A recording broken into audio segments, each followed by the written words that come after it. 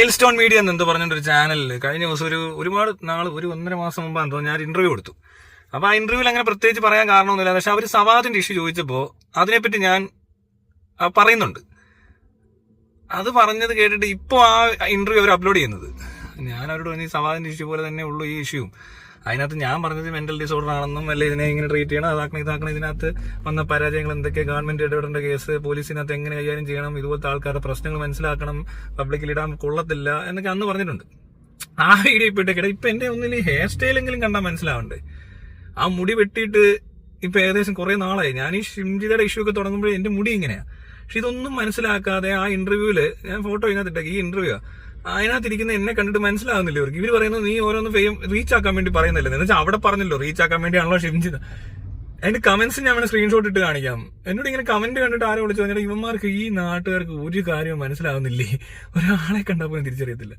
അത് പഴയ കാര്യമാണ്. പക്ഷെ ഇത് എപ്പോൾ പറഞ്ഞാലും ഇതുപോലെ തന്നെ ഞാൻ പറയുന്നതുകൊണ്ട് നിങ്ങളിപ്പോ ഇനി ഒരു ഇഷ്യൂ ഉണ്ടായാലും ഇതേ വീഡിയോ കണ്ടാൽ തന്നെ നിങ്ങൾക്ക് ആരും മനസ്സിലാവും അത് എന്തുകൊണ്ടാണ് പറയുന്നത്. അന്നത്തെ വീഡിയോ ഇപ്പൊ കണ്ടു നോക്ക്, സവാദ് ചെകുത്താൻ എന്നൊക്കെ പറഞ്ഞ് അടിച്ചു നോക്കിയാല് ഞാൻ ആ സബ് ജയിലിന്റെ ഫ്രണ്ടിൽ പോയി നിന്നുകൊണ്ട് വീഡിയോ എടുക്കുന്നുണ്ട്, പല മീഡിയയിലും കിടപ്പുണ്ടത്.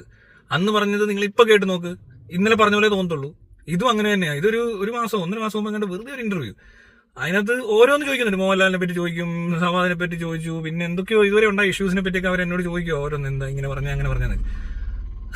എടാ എന്തൊരു മണ്ടന്മാരാന്ന് ഓർത്തണം ഈ കമന്റ് ഇടുന്നവന്മാർക്ക്. അവർ വിചാരിച്ചത് ഞാൻ ഈ കഴിഞ്ഞ ആഴ്ച കണ്ട് ഇത് അപ്ലോഡ് ചെയ്ത ദിവസം കണ്ട് ഞാൻ പോയി പറഞ്ഞ പോലെ ഇവരുടെ വിചാരം. പലതും പഴയ വീഡിയോ ഒക്കെ എടുത്ത് ഇട്ടാൽ പോലും അത് ഇന്ന് പറയുന്ന എന്ന് വേണേലും ഇത് പറയാം, മനസ്സിലായില്ലേ? ഞാനിപ്പോ ഈ പറയുന്ന കാര്യം നാളെ വേറെ സംഭവിച്ചു കഴിയുമ്പോഴും ഇതേ വീഡിയോ ഞാൻ ഇട്ട് കഴിഞ്ഞാൽ ഇമാർ വിചാരിക്കും ഞാൻ അന്ന് പറഞ്ഞാന്ന് വിചാരിക്കും. ഏതാ ആ സംഭവം ഉണ്ടായതിന്റെ പുറകെ. കാരണം ഞാൻ കോമൺ ആയിട്ട് ഇങ്ങനെ ഏറ്റവും ബേസിക് ആയിട്ടുള്ള കാര്യങ്ങളെ പറയുന്നുള്ളൂ. അല്ലാതെ എനിക്ക് ആ സമയത്തിന് വേണ്ടിയിട്ട് ഒരു പറച്ചിലില്ല, അല്ലെങ്കിൽ ഈ കേസിന് വേണ്ടി പ്രത്യേക ഒരു പറച്ചില് അങ്ങനൊന്നും അല്ലത്. ചില കാര്യങ്ങൾ അങ്ങനെയാ പറയണ്ടേ.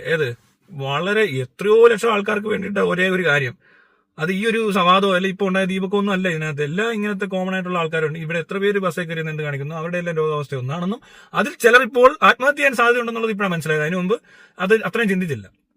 പല വീഡിയോകൾ വരുമ്പോഴും നമ്മൾ ആരും ആലോചിച്ചില്ല. ഇനി അതുകൂടെ ആലോചിക്കണം. അതിപ്പോ പോലീസ് കേസ് കൊടുത്താലും അവന് നാണക്കേടുണ്ടാകുന്ന അവന്റെ കുടുംബത്തും ചുറ്റുപാടും ഒക്കെ ഉള്ള സാധനം താങ്ങാൻ പറ്റാതെ, അപ്പൊ അവരെ പോലീസ് അറസ്റ്റ് ചെയ്താലും പെട്ടെന്ന് തന്നെ സൈക്കാട്രിക് ട്രീറ്റ്മെന്റ് കൊടുത്തില്ലെങ്കിൽ ചിലപ്പോൾ അവർ പിന്നെ പോയി അറസ്റ്റ് ആവുന്നല്ല, പോയി മരിക്കും. അത് ഇപ്പോഴും അറിയത്തില്ല. ഈ പോലീസുകാരിന് മണ്ടത്തരം കാണിക്കാൻ പോവാ. ഇനി അടുത്ത കേസ് വരുന്നത് കുറച്ച് പോക്സോ ലെവലിലായിരിക്കും. ഒരു പ്രായപൂർത്തിയാകാത്തൊരു കൊച്ചിന് നേരെ ചെന്ന് കയറുമ്പോഴാണ് അടുത്ത പ്രശ്നം വരുന്നത്. ഇതേപോലത്തെ ആളുകൾ ഇവരെ നിങ്ങൾ പലവട്ടം ഒഴിവാക്കിയിട്ടുള്ളവരാ. ഇനി പെണ്ണുങ്ങളൊന്നും അത് പറയാതിരിക്കുക എന്ന് പറയുന്നതിനകത്തുള്ള ഉത്തരവാദിത്തം ഇല്ലായ്മ എന്താണെന്ന് ഇപ്പോഴും മനസ്സിലായിട്ടില്ല.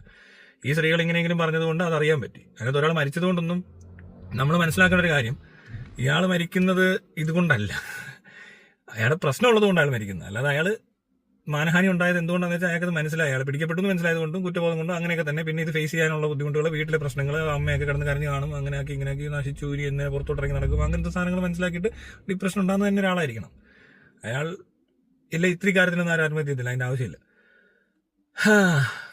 അപ്പോ ഇതിനെ എടുക്കാതിരിക്കാന്ന് വിചാരിച്ചു ഇവന്മാർ ഈ കിടന്ന് അലച്ചു പോയി ഇതൊന്നും ചെയ്യുക. ഇനി എല്ലാവരും ഒന്ന് പേടിച്ച് ഇനി ഇങ്ങനെങ്ങാനും പറ്റുമോ എന്ന് ചോദിച്ചാൽ പെണ്ണുങ്ങളൊക്കെ എന്ത് ചെയ്യും? പെണ്ണുങ്ങൾ ഓൾറെഡി പേടിച്ചിട്ട് ഇതൊന്നും പറയാത്തവരാ. ആ കുറച്ച് പേരെ ഇത് റിപ്പോർട്ട് ചെയ്യത്തുള്ളൂ. ചെയ്യാതിരിക്കുന്നതിനകത്തുള്ള പ്രശ്നം എന്ന് വെച്ചാൽ ഇയാൾ തന്റെ പുറകെ മാത്രമല്ല നിന്നത്, അത് ഇത്രയും കൊല്ലം പലയിടത്തും നിൽക്കുകയായിരുന്നു. അതിനകത്തും കൊച്ചു പിള്ളേരുണ്ടാവും. അവർക്കൊക്കെ ഒരു ചെറുപ്രായത്തിലൊന്നും ഇത് എടുക്കുക എന്ന് പറയുന്നത് അത്ര എളുപ്പമല്ല.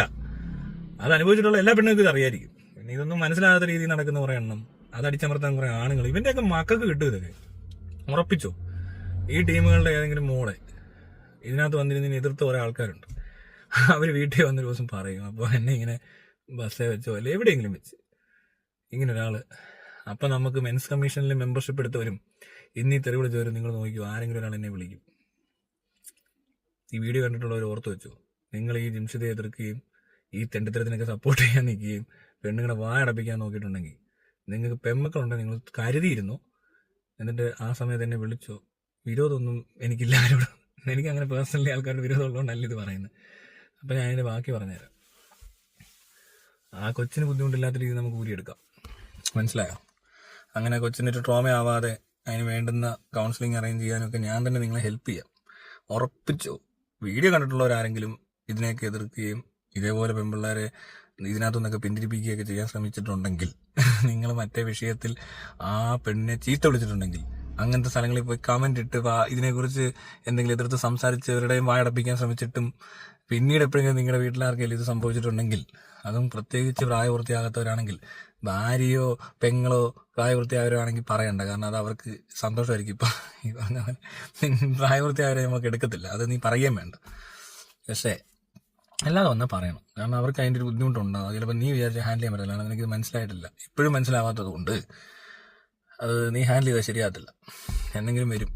അപ്പോൾ എന്നെ മാത്രമേ വിളിക്കാവൂ. ചെകുത്താൻ 2024 എന്ന പേജ് വേണം മെസ്സേജ് ഇടാൻ. ഒരു മെസ്സേജ് ഇട്ട് കണ്ടില്ലേ കുറേ പ്രാവശ്യം മെസ്സേജ് ഇട്ടുള്ളൂ. സകല കമൻറ്റിലും വന്ന് മെൻഷൻ ചെയ്തേക്കണം, എന്തെങ്കിലും ഒരു കാര്യം പറയാനുണ്ട് അത്യാവശ്യമാണെന്ന് പറഞ്ഞിട്ട് മെൻഷൻ ചെയ്യുമ്പോൾ ആ കമൻറ്റ് ബോക്സിൽ നിന്ന് ഞാൻ പിന്നെ ബാക്കി നമുക്ക് ഇടപെടാം. ജെന്യൂനാണെന്ന് തോന്നിയാലേ വിളിക്കത്തുള്ളൂ. അല്ലെങ്കിൽ അഥവാ അല്ലാതെ വിളിച്ചാൽ എനിക്കൊന്നും ഇല്ല, പിന്നെ സമയം പോകുന്നേ ഉള്ളൂ, അല്ലാതൊന്നുമില്ല. അപ്പോൾ അത് ഓർത്ത് വെച്ചോണം.